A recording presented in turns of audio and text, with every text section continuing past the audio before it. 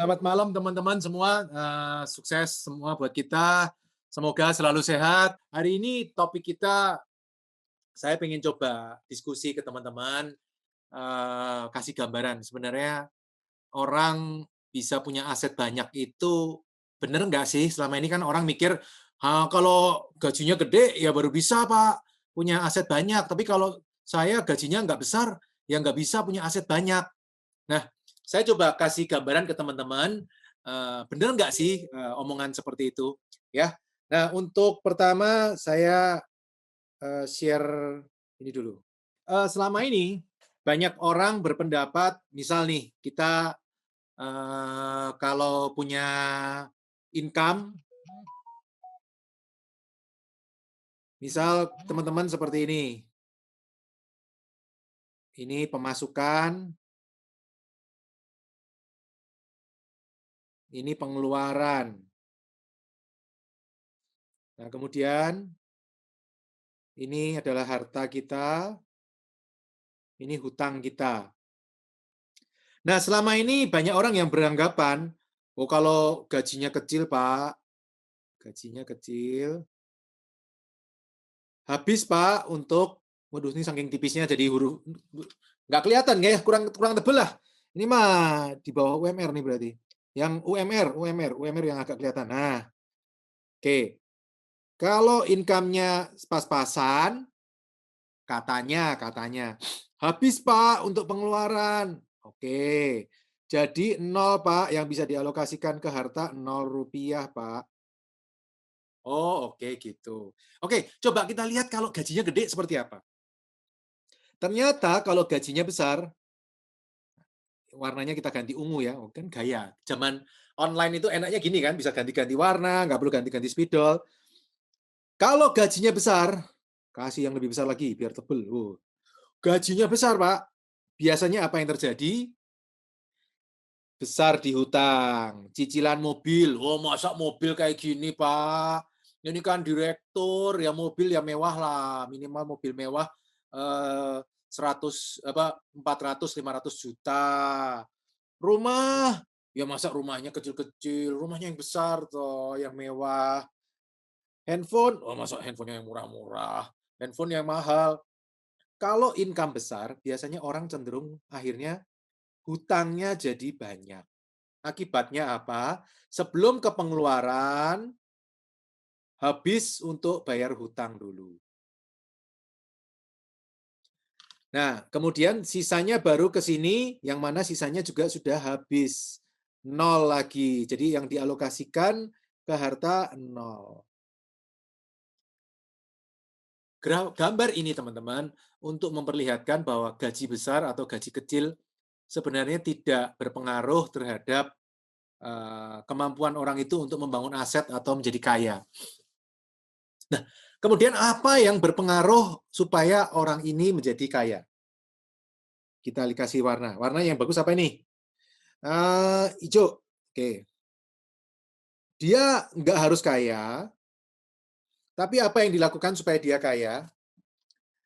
Walaupun income-nya biasa-biasa, dia pertama mengalokasikan ke harta dulu. Dia minimal 10% ya. 10% taruh di sini. Karena sudah taruh di sini, sisanya baru untuk pengeluaran. Kemudian bulan depannya lagi dapat gaji lagi, taruh lagi di sini. Dan ini sudah menghasilkan, ada hasilnya, taruh lagi di bawah. Atau taruh di sini supaya ini lebih besar. Sehingga nanti bulan berikutnya ketika ada uang masuk, tetap ditabung ke bawah, tapi ini income-income dari sini semakin banyak, naik lagi ke atas, akhirnya ini muter muter muter muter. Nah, ini adalah cash flow-nya orang kaya.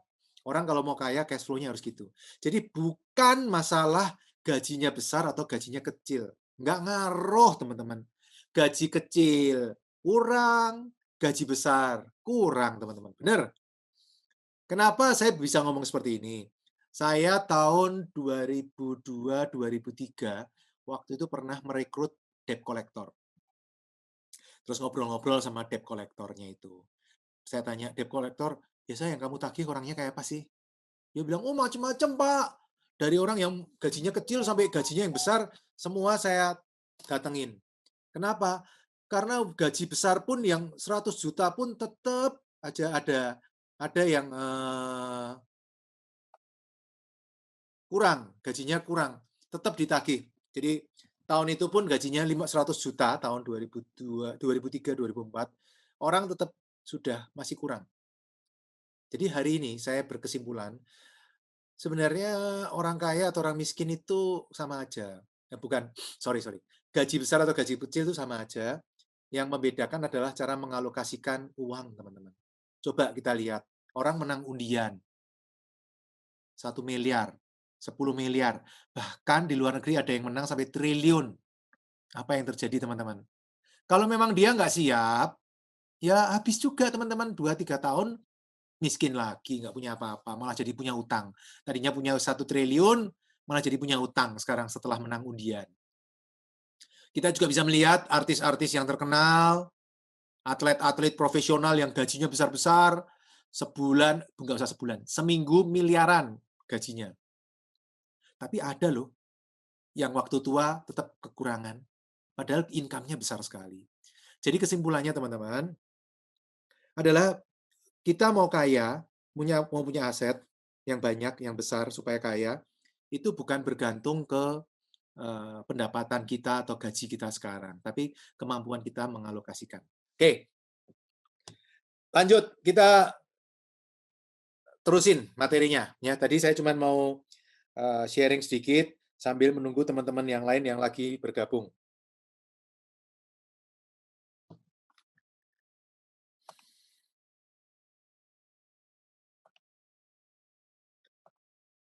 Nah, topik kita hari ini adalah gaji UMR, tapi bisa pensiun dengan aset 100 miliar. Wah, itu nggak mungkin tuh, Pak. Oh, kita lihat. Mungkin nggak? Kalau yang gajinya 100 juta tapi pensiun dengan aset nol, jelas saya nggak perlu bahas. Tapi sekarang yang perlu kita bahas, mungkin nggak gaji UMR tapi pensiun dengan aset 100 miliar? Yuk, kita lihat contoh perhitungannya. Perkenalkan dulu untuk yang baru join, yang baru pertama kali ketemu saya. Ini siapa nih? Ada orang ganteng ngomong gitu ya ke teman-teman. Perkenalkan, nama saya Pipo Hargianto. Saya investor pasif income properti sejak 2008 hingga hari ini. Properti-properti yang saya sukai adalah properti-properti yang menghasilkan pasif income. Makanya saya menyebutnya sebagai pasif income properti. Pasif income sendiri adalah income yang kita dapat tanpa bekerja. Jadi pasif income properti adalah properti yang menghasilkan pasif income atau income yang kita dapat tanpa bekerja. Contoh aja Pak, nggak usah muter-muter, rumit. Oke, rumah sewa. Ketika kita menyewakan rumah, kita mendapatkan income, kita tidak bekerja, kita mendapatkan income. Kita tidur, kita dapat income. Kita santai-santai jalan-jalan, kita tetap dapat income. Nah, itu yang saya sebut sebagai passive income property. Properti-properti yang menghasilkan passive income atau income yang kita dapat tanpa bekerja. Contoh passive income property itu ada rumah sewa, ruko sewa, apartemen. Nah, sementara favorit saya apa? Coba teman-teman. Apa favorit saya? Ada yang tahu? Tulis di komen. Saya sekalian ngetes. Komennya jalan nggak? Ya, udah benar. Terima kasih Pak Dani. Indomaret ya. Favorit saya Indomaret. Kenapa? Nanti saya jelasin di belakang. Mudah-mudahan saya nggak lupa ya ngomongin. Wah, IDM udah canggih-canggih nih ngomongnya Pak Doni JS. Udah disingkat IDM. Pak Galaxy A20, Indomaret. Bu Ripka, Bu Ripka ini teman Facebook saya ini, Indomaret. Pak Edi Saputra, properti dan Indomaret. Oke, nanti saya jelasin kenapa saya suka Indomaret. Hari ini Indomaret saya ada 26, Alfamart ada 4. Selain itu, saya juga punya 3 hotel ultra budget dan 1 toko ban motor. Semua autopilot. Jadi walaupun saya tinggal di Jakarta, tapi properti-properti saya di luar kota, ada yang di Medan, ada yang di Banten, ada yang di Jawa Barat, DKI cuma ada satu, padahal saya tinggal di Jakarta, tapi DKI cuma ada satu. Kemudian Jawa Timur ada 5, DIY ada satu, Jogja ada satu ya. Sulawesi Selatan ada satu. Jadi nyebar-nyebar propertinya, tapi passive income. Karena passive income, makanya saya nggak perlu repot-repot, tetap bisa menghasilkan income untuk saya. Nah, sebenarnya saya sering-sering sharing, itu tujuannya untuk itu, teman-teman. Saya ingin mengajak teman-teman membangun passive income. Pak, tapi kan modalnya besar sekali, Pak. Enggak, teman-teman. Kalau teman-teman ngerti caranya, saya itu 2008 mulai dengan DP 0. Prinsipnya gini, saya jelasin prinsipnya ya. Prinsipnya, cari properti, kalau mau tanpa modal seperti saya ya, cari properti yang ada passive income-nya. Contoh, rumah sewa. Kemudian pastikan passive income-nya lebih besar dari angsuran. Biasanya, pengalaman saya, rumah sewa itu income-nya lebih kecil dari angsuran. Maka rumah sewa sulit. Yang saya lakukan adalah dengan Indomaret. Kenapa? Karena Indomaret average income Indomaret saya adalah 18% terhadap modal. Sehingga 10% bisa bayar bunga, 8% bisa untuk bayar pokok, supaya akhirnya lunas. Kalau nggak mau bayar pokok, ya dikantongin sebagian lah, 1-2%. Ya, tapi saya sih enggak, saya sih komit, saya beresin dulu. Jadi teman-teman, kalau harga properti 100%, 80-90% diselesaikan dengan angsuran properti, income properti itu sendiri. 10% dan atau 20% DP-nya gimana, Pak? Belajar caranya gimana DP-nya 0. Kalau itu terpenuhi, teman-teman, ada properti yang ada passive income-nya, propertinya. Kemudian passive income-nya lebih besar dari angsuran. Ketiga, DP-nya 0. Ketika 3 ini terpenuhi, maka berapa sih modal yang diperlukan? Lu kan perlu bensin, Pak, untuk lihat-lihat properti. Ya bensin kan nggak signifikan toh ya, sama bensin habis berapa? 1 juta. Ya sudah, habis bensin 1 juta dah. Oh, saya naik ini, Pak, naik Velfire. Ya kalau naik Velfire mah nggak usah ngomong DP 0 lah, bayar aja DP-nya, susah-susah amat sih. Ya, tapi kalau secara umum naik Avanza misalnya, mobil biasanya, ya bensin berapa sih? 1 juta. Oke, 1 juta dibanding propertinya 2 miliar kan tidak signifikan gitu loh ya. Jadi jangan kita membahas sesuatu yang tidak signifikan, akhirnya kita melupakan cita-cita besar kita untuk punya propertinya. Nah, saya menyebutnya properti-properti ini adalah properti komodo. Apa itu, Pak? Komodo. Komodo itu KO, kerja ogah. Caranya gimana saya tidak mau kerja, saya ogah kerja, propertinya harus menghasilkan passive income. MO, mengangsur juga ogah, saya nggak mau angsur, caranya gimana? Passive income dari properti itu harus bisa lebih besar dari angsuran.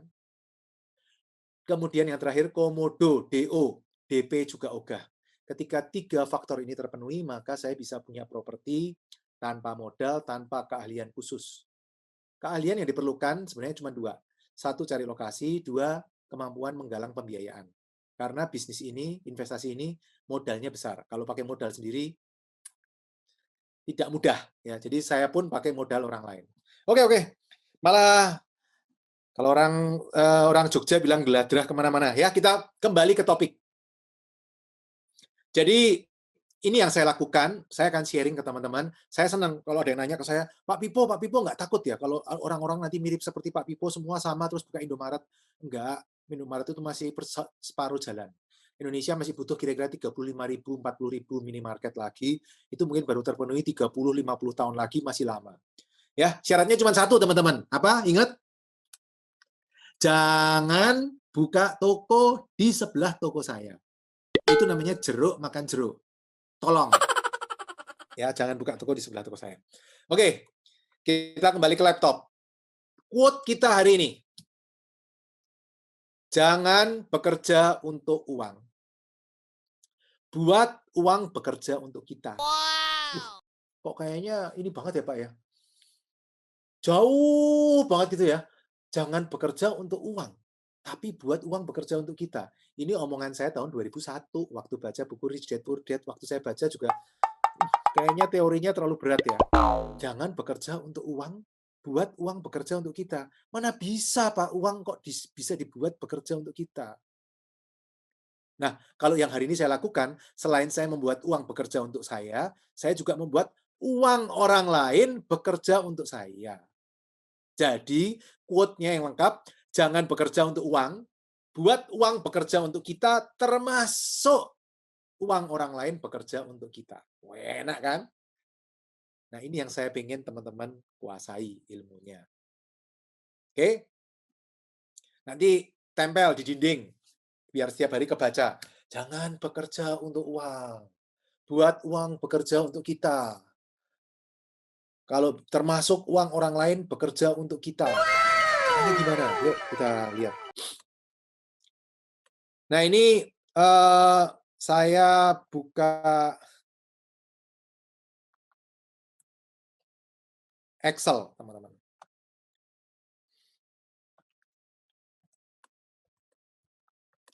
Saya itu punya Excel yang ajaib. Ini mesin ajaib saya. Ini saya buat tahun 2001 waktu saya baca buku Richest Man in Babylon. Jadi teman-teman kalau mau baca, ini sebenarnya Excel ini adalah untuk menerjemahkan apa yang tertulis di buku The Richest Man in Babylon. Orang terkaya di Babilonia. Babilonia itu negara kuno, zaman mungkin 2000 sebelum Masehi. Kuno, pokoknya kuno ya, 2000 sebelum Masehi. 2000 sebelum Masehi itu Indonesia mungkin zamannya setelah Gunung Padang lah ya, hampir selevel dengan itu. Jadi kuno pol udah. Sementara kerajaan paling tua di Indonesia, Kutai aja baru 400 setelah Masehi. Jadi ini 2400 tahun sebelumnya. Babylon, ini ceritanya tentang orang yang kaya di Babylon, kemudian ditanyain, kamu kok bisa kaya, caranya gimana? Nah, dia menjelaskan dalam buku Richest Man in Babylon. Buku itu sebenarnya tulisan tahun 1910, saya kalau nggak salah, 1910 apa 920 kuno, tapi sampai sekarang masih relevan. Oke, teman-teman. Misal UMR, saya bikin gampang dulu ya. UMR-nya 4.400.000. Loh mana itu, Pak? Karawang. Ya. Ternyata saya bikin rumus seperti ini. Nah, ini bisa kelihatan. 4,4 nabungnya, kalau 4,4 nggak nabung, ya 0 terus ya. Misal 4,4 nabung 10%. 10% aja tiap tahun. Tiap bulan 10%. Maka berapa tabungan dia? 440 setiap bulan, 440 terus. Maka akan terkumpul uang selama dia kerja terkumpul 158.400.000, teman-teman. Ada 361 bulan terima gaji selama 30 tahun. Misal masuk pertama UMR 360 kali gaji, pensiun umur 55. Misal masuk umur 25, pensiun umur 55. Jadi teman-teman, kalau yang pensiun tidak bisa lebih dari 158.400.000, sayang sekali. Ya. Oke, teman-teman, lanjut. Ternyata dia nabung 10 persen dari gajinya dia. Maka yang terkumpul adalah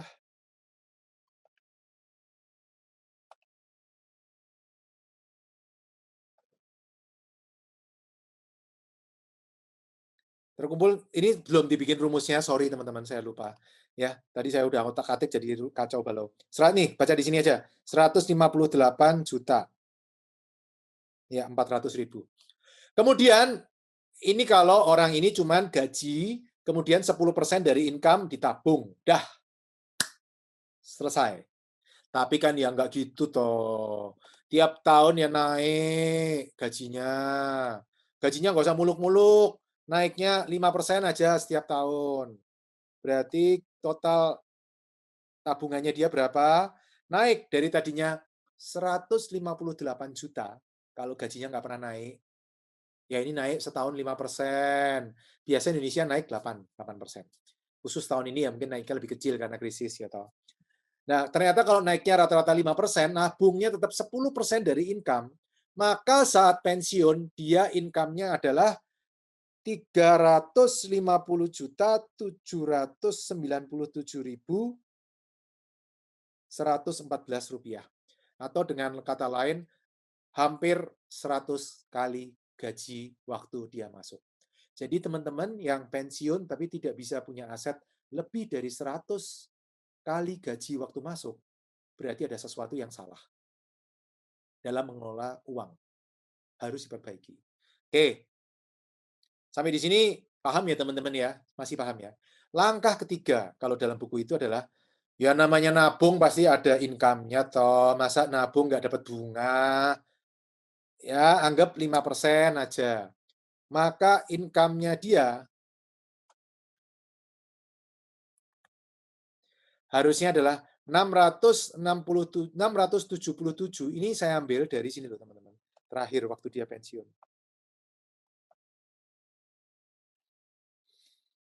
Tuh, waktu pensiun di bulan ketiga, di tahun ke-30 atau bulan ke-360 kali 12 kan ya. Maka pensiunnya harusnya punya uang 677 juta waktu pensiun. Ini kalau nabung 10% dari gaji dan setiap tahun naik 5%, gampang toh 5%. Masa iya sih nggak 5%? Apalagi kalau promosi jadi supervisor, jadi manajer kan ya naik lebih toh. Plus income-nya ditabung di, ya sudah, tabungan yang 5% aja yang sederhana. Mana ada Pak 5%? Ada, tabungan berjangka itu rata-rata 5%. 5,5 malah yang saya dapat. Saya juga nabung. Ketemunya 677 juta. Oh, sudah lumayan kan? 677 juta. Oh, Pak, tepuk tangan. Kita tambah sekarang. Masa nabung 10% terus? Ya, tambahlah setiap tahun. Tahun ini 10, ya tahun depan 11. Pak, tapi uangnya nggak cukup ya, Pak? Nggak cukup gimana? Wong gajinya naik 5% kok. Masa menyisihkan tambah 1% nggak bisa? Bisa. 1% tambah 1%. Jadi kalau tahun ini 10% dari gaji yang ditabung, tahun depan 11%. Tahun depannya 12%. Tahun depannya lagi 13%. Terus ditabung seperti itu. Ternyata, teman-teman, dengan cara ini, hanya dengan menabung, sederhana. Nabung itu menurut saya cara investasi yang paling kuno. Kita pakai yang kuno aja. Ternyata waktu pensiun harusnya dia sudah punya 1,6 miliar. Lumayan, ya toh? 1,6 itu kalau dibanding ini ya berarti 400 kali gaji. Benar nggak 400? Hampir lah ya. Ya 350 sekian lah, 350. Oke, ternyata teman-teman, kurang Pak. Oke, kurang. Kalau kurang, ya belajar ilmu. Sehingga setiap 60 bulan atau setiap 12 bulan, bunganya ini, atau return lah ya, terserah mau nama bunga, mau return atau profit dari investasinya. Mungkin tahun pertama tabungan berjangka, dapat 5%. Tahun kedua, pilih tabungan berjangka bank lain yang bunganya lebih gede, 6%. Tahun berikutnya cari deposito 7%. Mana ada Pak deposito 7%? BPR masih ada 7% dan dijamin LPS. Jadi selesai pembicaraan ya. Berarti bisa dong setiap 12 bulan cari investasi yang lebih bagus. 1%. Duitnya waktu pensiun itu sudah 38 miliar loh teman-teman. Luar biasa. Ya. Nah, saya kasih tipsnya teman-teman. Nabung itu teman-teman harus di depan, tidak boleh nabung di belakang. Maksudnya gini, ketika terima uang langsung nabung. Jangan dipakai dulu baru sisanya ditabung. Tidak ada, teman-teman. Namanya kalau dipakai sisa, namanya sisa itu pasti nol. Itu bedanya orang kaya dengan orang miskin.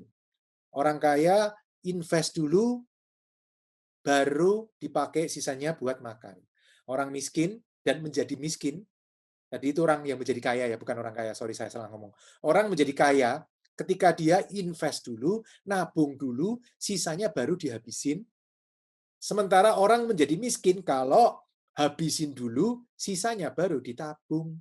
Karena namanya dihabisin, itu pasti habis, teman-teman. Namanya aja dihabisin. Jadi teman-teman, saran saya kalau teman-teman mau, alokasikan mulai dari hari ini. Mulai besok pagi. Besok pagi langsung ke bank. Tanggal 25 nanti gajian, sudah sisihkan 10% apapun yang terjadi, tabung, teman-teman. Pak, saya bisnis sendiri ya, Pak. Ya sudah, bisnis sendiri, income-nya berapa dari toko? 10% ditabung. Wajib, teman-teman. Oke, ternyata 36, 38 ya, Pak. Kurang nih, Pak. Ya sudah, nabungnya ditambah. Jangan tahun ini 10, tahun depan 11. Naikin. Tahun depan jangan 1, tambahnya tambah 2. Sekarang jadi 54. Sudah separuh jalan. 54 miliar. Cukup toh pensiun 54 miliar. Masa pensiun 54 miliar nggak cukup? Yes, lumayan lah ya teman ya. Kipas-kipas 54 miliar kan ya lumayan. Oke, ternyata karena rajin belajar. Wow, setiap 12 bulan naiknya jangan 1%. Tahun ini 5% di sini, tahun depannya naik jadi 7%, jadi 2%. Uh, udah nggak cukup ya. Ininya saya udah nggak cukup. Kelebihan ya teman-teman, jadi 2 triliun. Saya bukannya ngomong mulu-mulu, ngomong yang biasa-biasa aja. Ya, 1%. Menurut saya, ya 2 triliun amin juga ya. Amin, amin, amin. Jadi teman-teman, saya cuma mau ngeliatin loh teman-teman. Kalau teman-teman bisa menabung 10% dari income dan setiap tahun nambah 2%. Jadi tahun ini 10, tahun depan 12, tahun berikutnya 14, tahun berikutnya 16, tahun berikutnya 18% dari gaji. Terus dibiasakan. Itu lama-lama terbiasa, teman-teman. Kemudian setiap tahun teman-teman gaji kerja biasa-biasa aja, naik 5% aja. Biasanya 8 loh. 5% aja. Naik gaji 5%. Ini Pak Pipo sengaja ini, biar kita nggak menuntut kenaikan gaji. Ya, piye ya, saya ya tulis di situ 5 lah. Ya, soalnya menurut saya kalau saya cuma mau kenaikan gaji itu kontrolnya di luar kita, teman-teman. Jadi saya tidak terlalu suka untuk membesarkan angka di situ. Saya lebih suka membesarkan angka di sini, yang saya kasih warna-warna hijau ya, teman-teman. Karena kontrolnya ada di kita, teman-teman. Hijau ini, kemudian hijau ini kontrolnya ada di kita, teman-teman. Kalau kontrolnya ada di luar kita, jangan dibahas. Nah, ini kan kontrolnya di kita. Kita mau nabung 10%, mau nabung 12%, mau nabung 14%, itu bukan urusan orang lain. Itu urusan kita sendiri. Jadi lebih mudah. Sementara kenaikan gaji, kontrolnya di luar. Kecuali teman-teman kerja marketing, sehingga teman-teman tergantung komisi, tergantung seberapa keras kerja teman-teman mendapat komisi lebih banyak. Oke, no problem. Berarti ini bisa diijo-ijoin. Tapi kalau enggak, ya kalau gaji biasanya dikontrol oleh orang lain. Kemudian return-nya, teman-teman mulai dari 5, tabungan berjangka. Bukan komoditi berjangka ya teman-teman, tabungan berjangka. Teman-teman datang dah ke bank, tanya tabungan berjangka. Biasa itu setiap bulan harus nabung berapa, 400.000, 500.000. Nah, itu biasa return-nya lebih bagus, bunganya lebih bagus daripada tabungan biasa. Kalau tabungan biasa mungkin 0%, ini bisa 5%. Saya sendiri saya pakai di Maybank. Wah, malah promosi Maybank ya. Nggak apa-apa, saya sharing. Saya punya di Maybank, itu dapat bunganya 5%, teman-teman. Ya, lumayan lah ya. Setahun 5% dibanding tabungan biasa. Kalau teman-teman tabungan biasa, itu bunganya 0 sampai 1-2%, kecuali teman-teman tabungannya miliaran. Oke, tabungan berjangka. Kemudian, karena teman-teman belajar terus, cari tahu caranya gimana supaya investasinya tambah lama tambah bagus. Nah, kemudian bisa naik setiap tahun 1%. Tahun ini 5, berarti tahun depan cari yang 6. Tahun berikutnya cari yang 7. Tahun berikutnya cari yang 8. Tahun berikutnya cari yang 9. Itu ada, teman-teman. Berapapun itu sebenarnya ada, tinggal kita mau nyari atau enggak. Tapi ya, teman-teman, saya cuma pesan, tapi teman-teman harus ingat bahwa semakin besar return, itu resiko biasanya semakin besar. Jadi teman-teman harus belajar dulu, jangan sembarangan untuk invest. Sorry teman-teman, ini kelihatan nggak ya? Oh, kelihatan ya. Saya pikir dari tadi saya ngomong, nggak keluar di monitor, nanti kayak orang gila saya ngomong. Saya gedein lah, saya bonusin tuh, saya gedein tuh. Ya. Nah, jadi balik lagi, yang kontrolnya di kita adalah tabungan, berapa persen kita mau menabung, dan kenaikannya tabungannya setiap tahun, dan return. Oke, ngomongin return teman-teman. Return semakin tinggi, biasanya risiko semakin besar. Karena itu saran saya, teman-teman harus cari mentor yang benar. Teman-teman juga boleh baca di buku Richest Man in Babylon.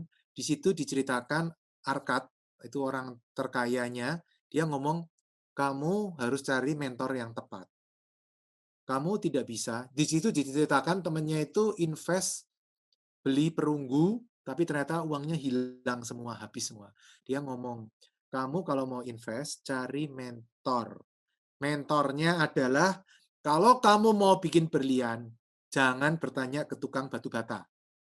Demikian juga, kalau mau bikin batu bata, jangan tanya ke tukang berlian, karena keahliannya beda-beda. Carilah mentor yang tepat.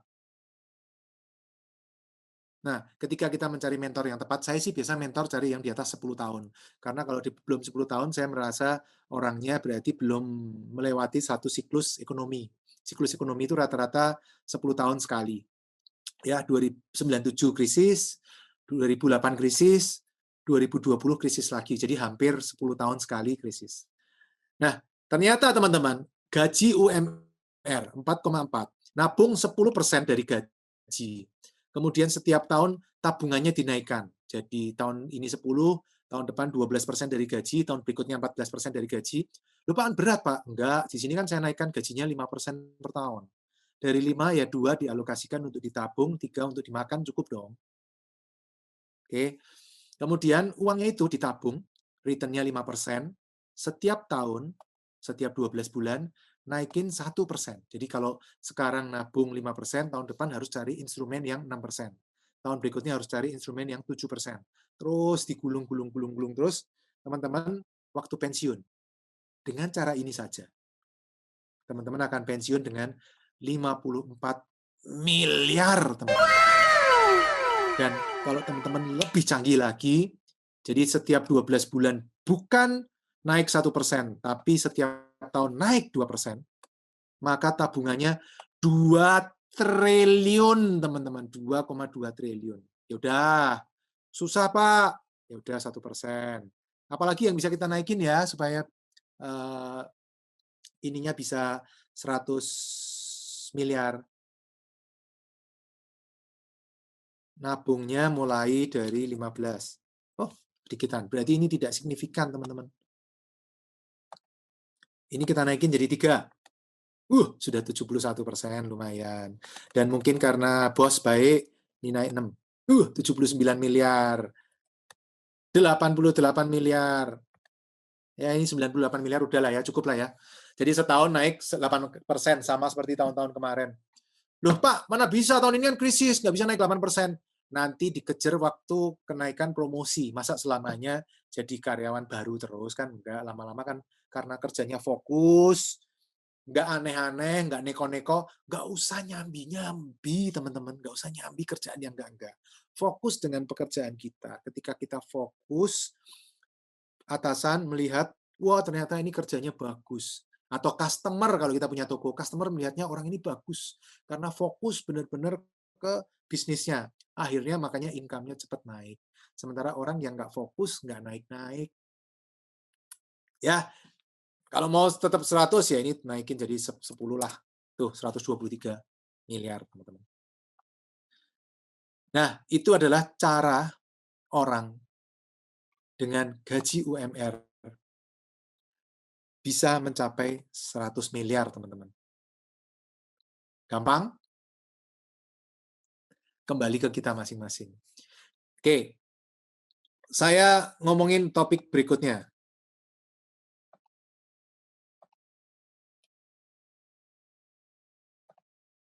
Nah, teman-teman, ketika kita menabung, tadi sudah saya ingetin, menabung, jadi sebenarnya tadi itu 3, teman-teman. Kunci suksesnya 3. 1, menabung dari income, berapapun income kita ditabung, 1. Kunci suksesnya ya ini ya. Berapapun dari income ditabung. Berapa nih? Dari income teman-teman yang ditabung berapa nih? Saya kurang lebih yang saya tabung, saya investasikan. Kalau saya sih udah bukan nabung, saya investasi. Yang saya investasikan kurang lebih 90%, teman-teman. Jadi dari income saya 90% saya tabung lagi. Saya pemakaian cuman kecil, makanya kadang orang heran. Pak Pipo ini pembicara yang kelihatannya mobilnya paling jelek, rumahnya paling jelek. Karena ya kepuasan saya bukan di situ gitu loh. Kalau menurut saya ada orang beda-beda. Saya nggak menyalahkan ya, saya nggak menyalahkan orang-orang. Ada orang yang hobinya mobil, ada yang hobinya perhiasan, ada yang hobinya handphone. Kalau saya hobinya koleksi properti yang ada passive income-nya.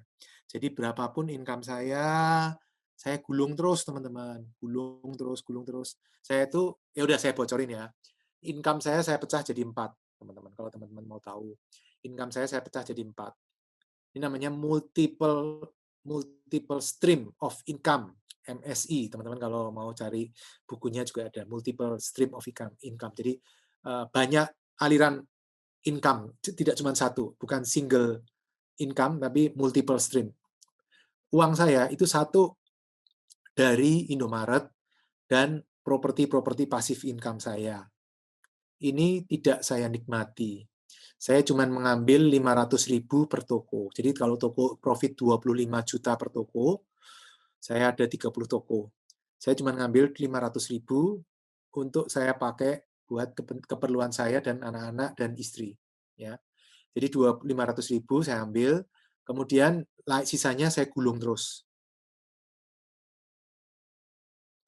Kedua, income saya itu ada dari kantor. Saya punya kantor, saya punya income dari kantor 15 juta gaji saya. Istri saya gaji 7,5, jadi berdua 22,5. Ketiga, income saya adalah dari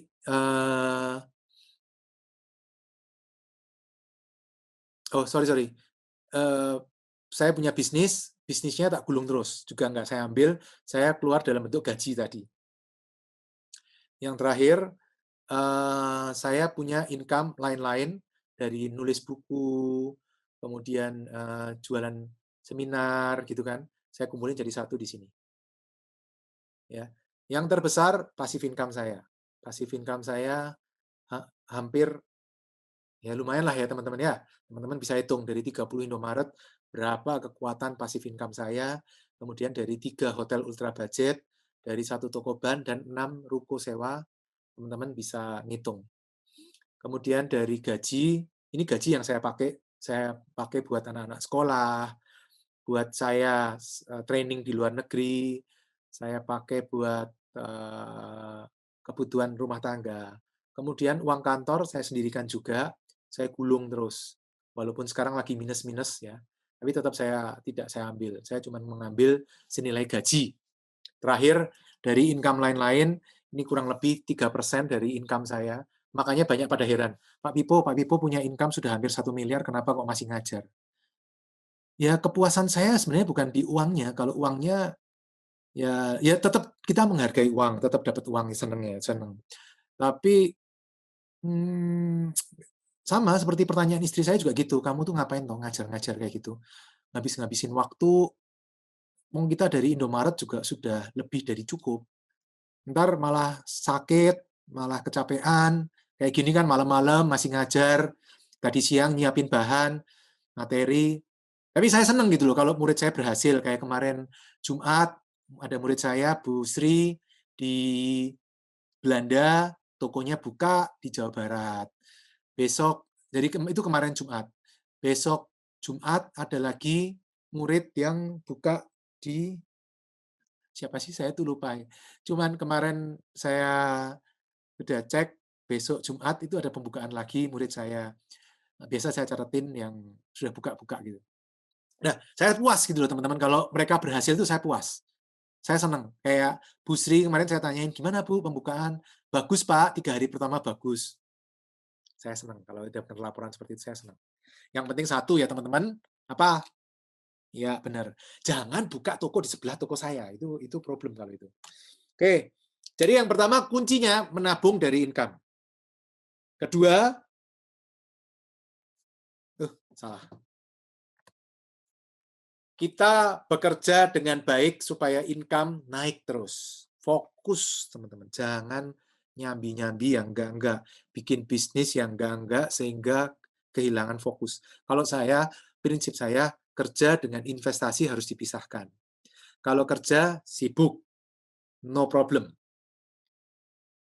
Ya, hari ini saya ngajar sampai malam, itu saya anggapnya saya kerja, bukan investasi. Kerja adalah menukar waktu dengan uang. Itu kerja. Kalau investasi, saya tidak mau sibuk. Indomaret saya tidak mau sibuk. Hari ini ada yang komplain, bukan komplain lah ya, ngasih masukan ke saya, Pak Pipo, UPS kalau beli itu dari Indomaret mahal loh, selisih 100.000. Saya bilang, kalau saya itu selama masih profit ya sudahlah. Mungkin Indomaret ada yang kecolongan satu item dari sekian puluh banyak item. Ya sudahlah, kalau mau ya beli. Kalau kamu tahu ada yang lebih murah ya beli sendiri, boleh kok. Indomaret tidak melarang kita beli sendiri. Tapi kalau nggak mau repot, ya nyuruh Indomaret yang beli, ya pasti ada ongkos kirim apa segala macam ya. Oke lah. Ya, balik lagi, bisnis dengan investasi saya pisahin. Kalau bisnis, saya siap repot. Kalau investasi, saya tidak mau repot. Indomaret saya anggap sebagai investasi. Oke. Kemudian yang ketiga, kita harus terus-menerus meningkatkan return dari investasi kita. Jangan biarkan uangnya nganggur. Jangan biarkan uangnya santai-santai. Jangan biarkan kita kerja keras, uangnya santai-santai. Kita kerja keras dari pagi sampai malam, uangnya cuma menghasilkan deposito 1-2%, 5%, kok enak. Kita kerja keras mati-matian sampai malam lembur-lembur, dia cuma santai-santai. Harusnya dia yang kerja keras, kita yang santai-santai. Tidak boleh kita jadi budak dia. Tidak boleh kita menjadi budak dari uang. Uang yang harus jadi budak dari kita. Jadi dia yang harus kita gebuk-gebukin, pukul-pukulin supaya kerja keras. Kerja keras, ayo, ayo. Kerja keras, kerja keras, kerja keras. Duitnya harus kita bikin kerja keras. Artinya kerja keras apa? Dia menghasilkan income yang besar. Kalau dia tidak bisa menghasilkan income yang besar, berarti dia kerjanya santai-santai. Kita harus bikin uang kita kerja keras. Uang saya hari ini rata-rata minimal 18%, maksimal tak terhingga return-nya. Nanti saya share, teman-teman. Caranya bagaimana? Kok bisa, Pak? Cuma 5, mestinya kan deposito cuma 5%, Pak. Potong PPh 20%. Jadi 4%. Income saya, uang saya, kerja itu 18%. Minimal. Aman lagi. Ya, bukan tidak aman, aman loh. Jangan terus masuk ke lembaga keuangan yang abal-abal, money game, dijanjiin 5% per bulan, Pak. Ini mumpung saya sharing ya. Money game, skema Ponzi, itu teman-teman hati-hati. Teman-teman jangan tergiur dengan persentase yang, wah 5% per bulan, 10% per bulan.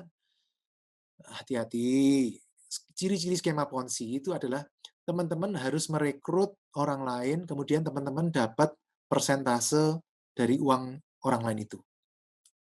Kalau kita merekrut, kita dapat uang, orangnya masuk 100 juta, kita dapat 10 juta. Itu mah skema Ponzi itu. Money game kalau menurut saya. Kalau istilah kerennya skema Ponzi. Jangan, kalau itu bahaya sekali. Cari, kalau saya lihat Indomaret, oke, ya. Saya sih favorit saya Indomaret. Properti juga oke. Ya, kita harus meningkatkan return dari investasi. Patokan investasi itu berapa sih? Oke. Kalau tabungan itu 0-4%, teman-teman. Tabungan itu return-nya, bunganya, margin-nya 0-4%. Kecil ya, teman-teman. Oke. Nggak apa-apa, lebih baik nabung daripada nggak nabung gitu. Tapi kalau teman-teman deposito biasa minimal mungkin 50 juta kali ya. Itu antara 4% sampai 8%. Yang tertinggi 8% itu biasanya BPR. BPR itu punya hak 2,5% di atas bank umum. Diperbolehkan oleh LPS. Jadi kalau bank umum 4,75, BPR itu boleh sampai 7,25. Dia boleh 2,5%. Teman-teman kalau mau gampang, lihat aja di websitenya LPS. Baca di situ ada. Deposito 4-8%. Properti sewa. Berapa?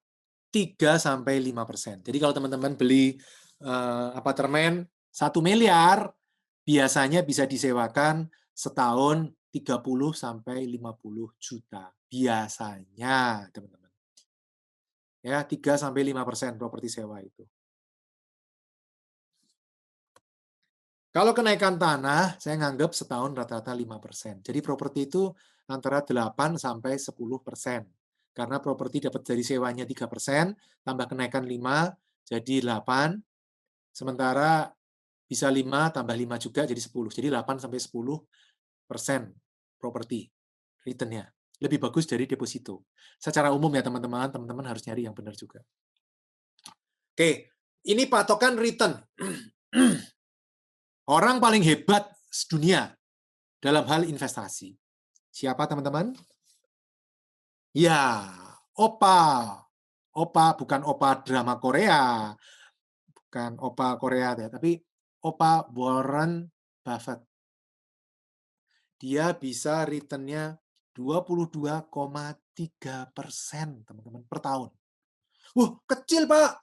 Saya jualan apa? Mobil bekas, setahun saya untungnya bisa 50%. Kalau modal saya dikasih modal 500 juta, saya bisa untung sampai 250 juta, Pak.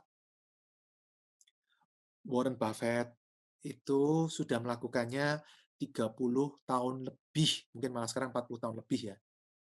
Dan konsisten di angka itu. 22. Secara rata-rata. Mungkin kadang 100, besoknya cuma 10. Bisa berikutnya 200%, bisa minus. Tapi secara average 22,3%. Dan dia menjadi orang terkaya di dunia loh teman-teman. Jangan ngeremehin orang ini. Warren Buffett adalah salah satu orang terkaya di dunia. Asetnya ratusan triliun, teman-teman. Cukup 22,3% per tahun selama 40 tahun orang terkaya di dunia.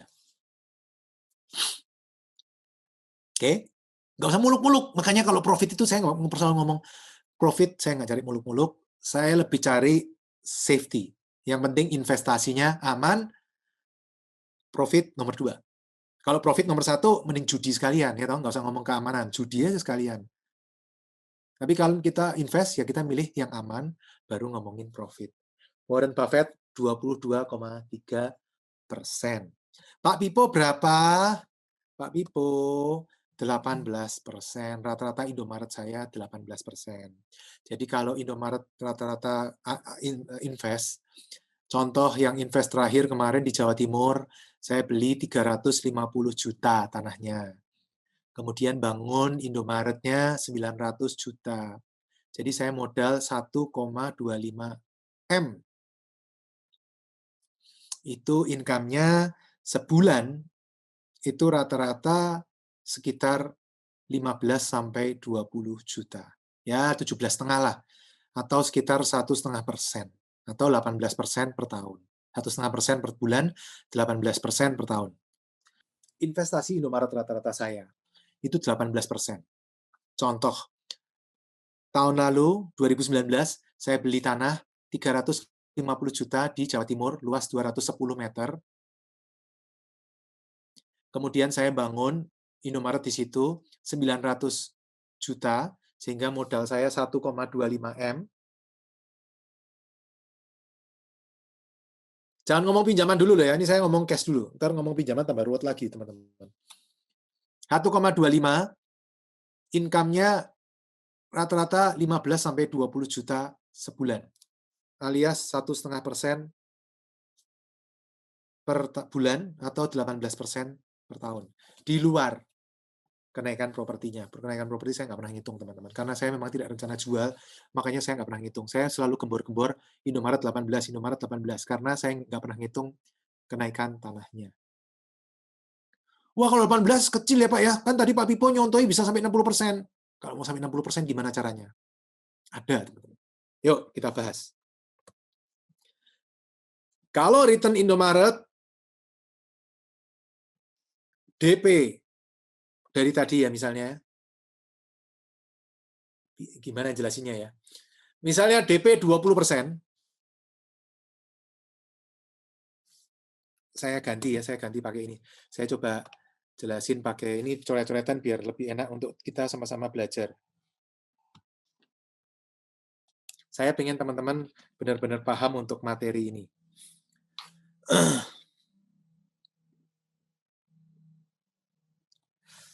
Kalau saya invest tadi itu tanah 350, bangun franchise fee apa segala macam ya teman-teman ya, semualah 900 juta, modal 1,25 M, income-nya 18 juta atau equal dengan ini per bulan. Setelah bayar karyawan, bayar gaji, ini tokonya masih baru teman-teman. Jadi katanya Pak Pipo rata-rata 25. Ini toko masih termasuk kategori di bawah rata-rata toko saya teman-teman, karena baru buka kapan ya? Saya lupa ya, mungkin Oktober 2019 kali ya. Saya lupa.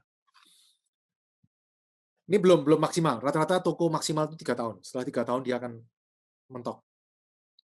Nah, ini kira-kira 1,5% per bulan atau 18% per tahun.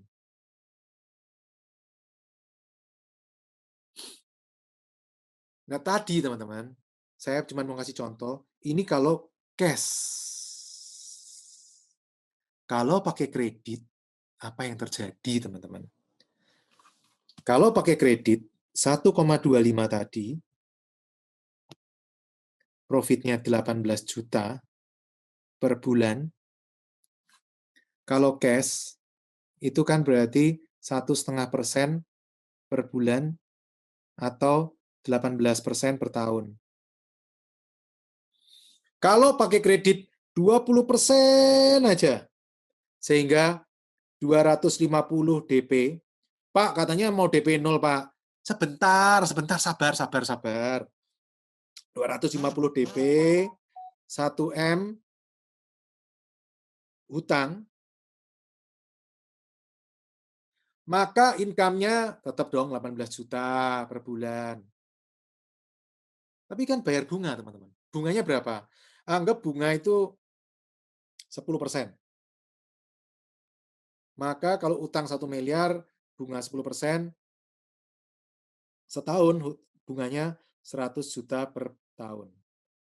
Ini income-nya per tahun adalah 18 kali berarti 200 berapa ya? Kalkulator.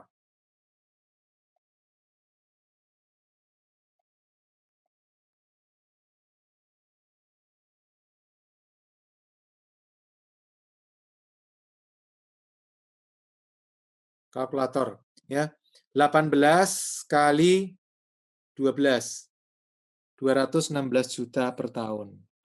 Kan potong ini dong.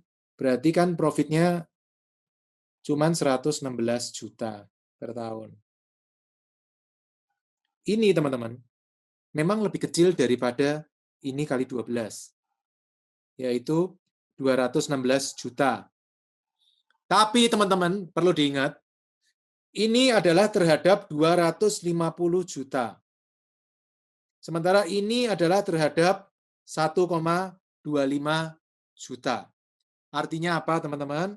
Kalau ini terhadap ini kan 18%. Kalau ini terhadap ini, berarti berapa? 116 dibagi 250. 46% loh, teman-teman. Return dari uang kita itu bisa sampai 46%. Ini kalau DP 20%. Kalau DP 10%, wah lebih canggih lagi nih, DP-nya 10%. Maka 1,25 M DP-nya cuman modalnya 125 juta, modal DP. Sisanya 1,125 itu pinjam. Profitnya tetap 216 juta per tahun. Bunganya adalah 112.500.000. Berarti 103,5 juta. Ini ROE-nya berapa? Return on equity. Kok bukan ROI, Pak? Kalau ROI terhadap keseluruhan modal. Kalau equity, ini equity itu modal. Berarti modal 125, return-nya 103. Berarti berapa persen dibagi 125? 82%, Pak. Loh, kalau gitu Pak Pipo lebih hebat dari Mr. Warren Buffett ya? Enggak. Mr. Warren Buffett itu kan ngelola duitnya ratusan triliun, teman-teman. Semakin besar uangnya, persentasenya biasa semakin turun. Ya, teman-teman jual jual leceran, itu profitnya lebih besar daripada grosiran. Ya, semakin besar uang, biasa persentasenya semakin turun. Tapi untuk start, teman-teman, ini menurut saya sudah cukup. Cara ini sudah cukup. 80% setahun. Cepat untuk ngaliin, cek, cek, cek, cek, cek, untuk naik sampai ke atas. Apalagi kalau ini sudah lunas. Unlimited uangnya, ya kan? Bagaimana kalau DP-nya 0, teman-teman? DP-nya 0. Income berapapun. Anggap 1,25 M bunganya. Berarti 216 juta, potong 125 bunga. Berarti 91 juta. Benar nggak sih 91?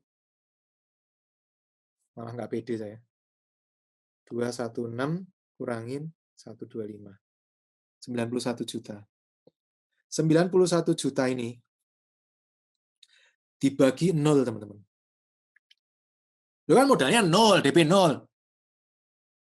Mana bisa, Pak, DP 0? Bisa. 2011, saya beli properti minimarket. Sudah jalan 10 tahun. Profitnya 26 juta sebulan. Saya beli 1,6 M. Cicilannya 20 juta per bulan. Banknya kasih kredit saya 1,6 M. 15 tahun. Kan enak ini, teman-teman.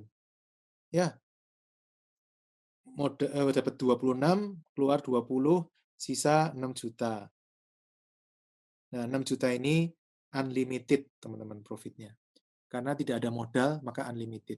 Berapapun dibagi angka 0 adalah tak terhingga. Oke, teman-teman, kenapa saya suka Indomaret adalah seperti itu. Karena satu, aman. Mereka orang-orang profesional yang mengerjakan. Kedua, modalnya kecil, 0. Oh, modalnya katanya gede, Pak, 2 miliar. 1,5 sampai 2 miliar. Tadi katanya 1,25 yang di Jawa Timur. Tapi kan saya modal sendiri 0.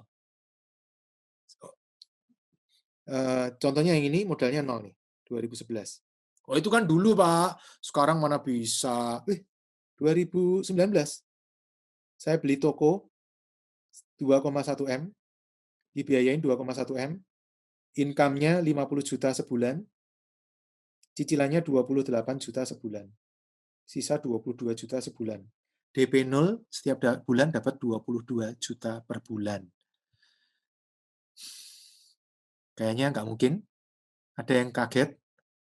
Mungkin, teman-teman. Kalau teman-teman kerja di bank, biasanya ngerti. Iya, Pak Pipo benar ngomongnya.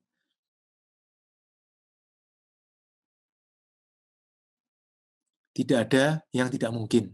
Semuanya bisa. Ini sudah saya lakukan sejak tahun 2008 hingga hari ini. Makanya kalau ada yang nanya ke saya, Pak, modalnya buat investasi saya nggak punya modal.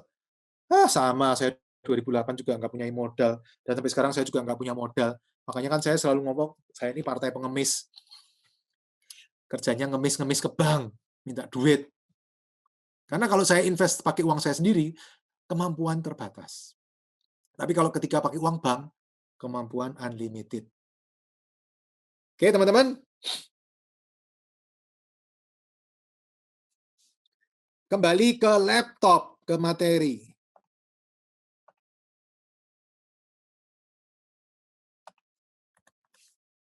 Ya, jadi kalau DP 20, bunga 10%, ROE kira-kira 40.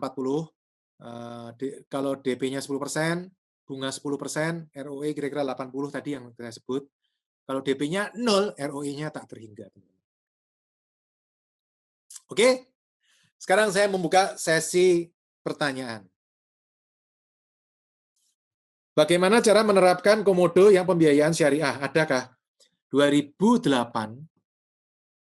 saya waktu mulai komodo saya yang pertama, itu dibiayai oleh Bank Syariah. Ya, sampai 2013 saya selalu memakai Bank Syariah. Saya memang bukan muslim, tapi waktu itu kebetulan saya mendapat pembiayaan dari Bank Syariah. Makanya saya termasuk orang yang sangat berterima kasih dengan adanya Bank Syariah, karena waktu itu 3 bank yang menyetujui saya, dari 20 bank yang saya apply, 3 bank yang menyetujui saya, salah satunya adalah Bank Syariah ini. Kantornya di Kelapa Gading, sampai hari ini hubungan masih tetap baik. Jadi kalau nanya pakai pembiayaan syariah, saya juga 2008 pakai pembiayaan syariah. Sampai 2013 saya pakai pembiayaan syariah. Bagaimana prospek Indomaret, bagus di kota atau di desa? Terus menghadapi vending mesin dan toko-toko online saat ini bagaimana? Secara umum Indomaret di kota atau di desa sama aja, Pak. Sama bagusnya, sama jeleknya. Yang jadi utama adalah sebenarnya bukan masalah kota atau desanya, tapi titiknya. Titiknya itu bagus mana. Ya, jadi bukan tergantung kotanya atau desanya, tapi tergantung dari titiknya di mana. Oke, terus menghadapi vending mesin gimana? So far sih saya tidak takut, Pak.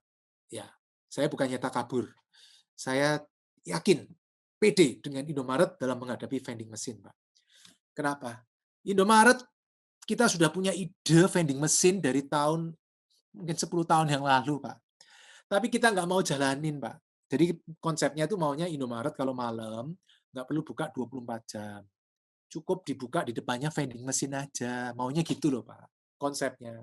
Tapi setelah diuji coba, tidak jalan, Pak. Kenapa? Masalahnya yang diangkut, oh, tokonya aja kalau malam dirampok kok, Pak. Apalagi vending mesin. Ada orangnya aja dirampok. Apalagi nggak ada orangnya. Nggak cuma duitnya, Pak. Vending mesinnya diangkut, Pak, itu, Pak. Ya, jadi kayaknya vending mesin di Indonesia tidak semudah itu.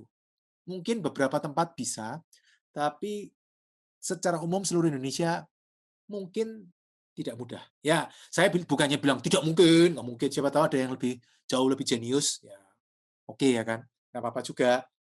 Toko-toko online gimana? Sudah pernah tahu perusahaan online terbesar di dunia? Siapa perusahaan online terbesar di dunia? Ayo, coba tulis di sini. Ada yang bisa jawab perusahaan online terbesar di dunia siapa? Tulis di komen. Amazon, perusahaan online terbesar di dunia, Amazon, betul. Amazon punya minimarket loh, Pak. Amazon setelah ikut webinarnya Pak Pipo, enggak, guyon saya. Jadi dia juga punya minimarket namanya Amazon Go. Teman-teman boleh lihat di YouTube. Amazon Go adalah minimarket yang dimiliki perusahaan online terbesar. Tidak hanya di Indonesia, tapi terbesar di dunia, Pak. Modelnya seperti apa? Minimarket online itu tetap ada gedungnya, Pak. Yang jadi online apa? Kasirnya hilang, Pak. Jadi tidak ada kasir. Kalau dulu ada kasir, minimarket online itu tidak ada kasir. Jadi Bapak tinggal pakai handphone, klik, masuk, ada user ID-nya, tap in, kemudian kita masuk, selesai, kita bisa keluar, urusan beres. Nah, itu yang dilakukan langsung masuk ke tagihan, jadi nggak pakai kasir. Jadi itu yang dilakukan Amazon Go. Minimarket online modelnya seperti itu, Pak. Ya, jadi ke depan prediksi saya juga mungkin akan bergerak ke sana, tapi gedung itu tidak bisa hilang. Ya, kalau bulanan bisa di online, minimarket susah. Kenapa? Karena misalnya sekarang udah haus nih, mau beli UC 1000, pesan internet, datangnya 30 menit lagi. Aduh Pak, kering Pak, mending ke Indomaret di bawah, udah langsung ngambil, jaminan dingin diminum. Sementara yang datang pakai kurir belum tentu dingin. Itu makanya minimarket online itu tidak bisa menghilangkan minimarketnya itu sendiri. Sampai hari ini ya Pak, semua bisa berubah. Saya tidak menyangkal bahwa mungkin tetap akan ada perubahan-perubahan di ke depan. Tapi saya masih merasa yakin dan saya masih terus membangun. Ini murid-murid yang sudah berhasil.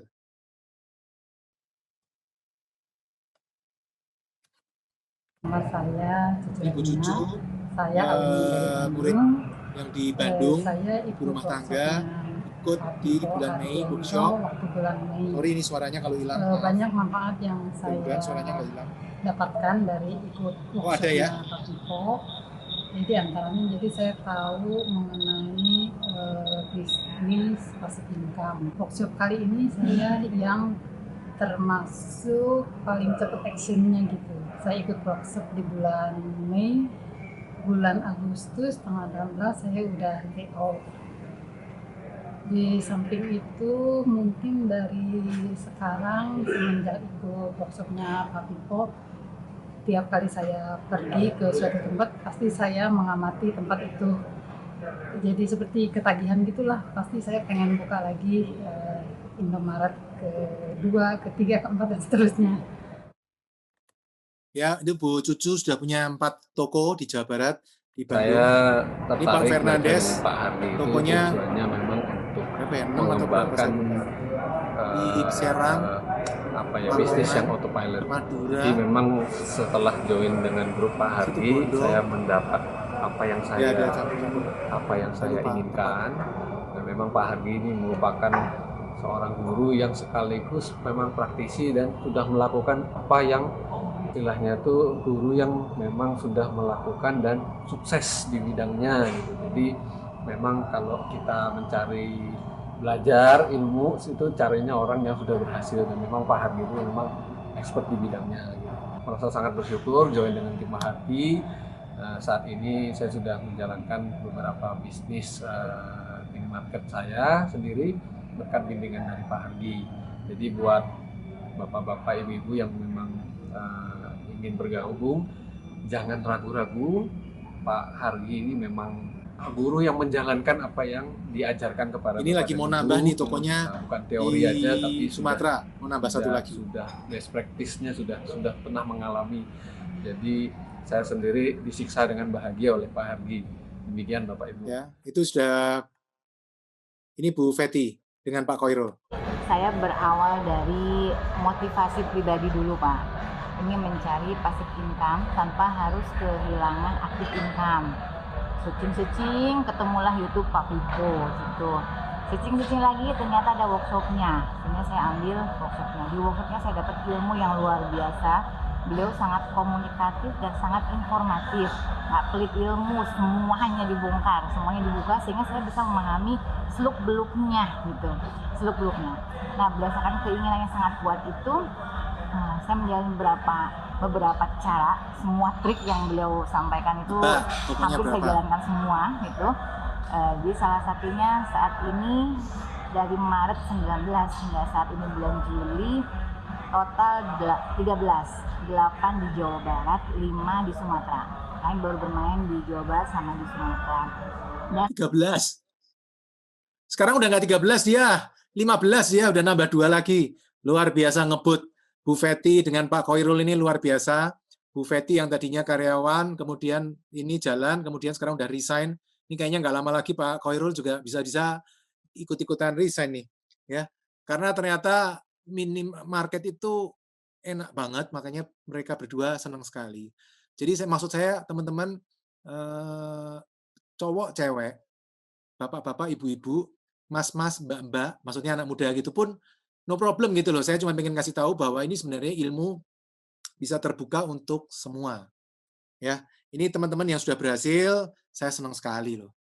Terima kasih. Sorry kalau ada salah kata, salah ucapan, salah tindakan. Tapi tujuan saya cuma satu. Saya ingin teman-teman sukses semuanya. Saya ingin teman-teman bisa membangun passive income Karena ternyata punya passive income tuh enak sekali. Kita bisa punya banyak waktu dengan orang-orang yang kita cintai. Kita bisa melakukan banyak hal yang kita maui tanpa tergantung dari uang. Kenapa? Karena uangnya dari passive income sudah mengalir terus. Kita mau ngapain juga sudah tidak pusing masalah uang. Itu yang saya mau untuk teman-teman. Oke teman-teman, thank you. Silakan saya kembalikan ke Jeremy. Jeremy, tolong silakan ambil alih lagi. Oke, sampai ketemu lagi. Ya, saya Jeremy dan Pak Pipot, terima kasih ya. Oke. Salam Peoplepreneur. Investasi yang terbaik adalah dari otak kita. Karena itu, subscribe channel saya dan ikuti terus video-video saya. I'm Peoplepreneur.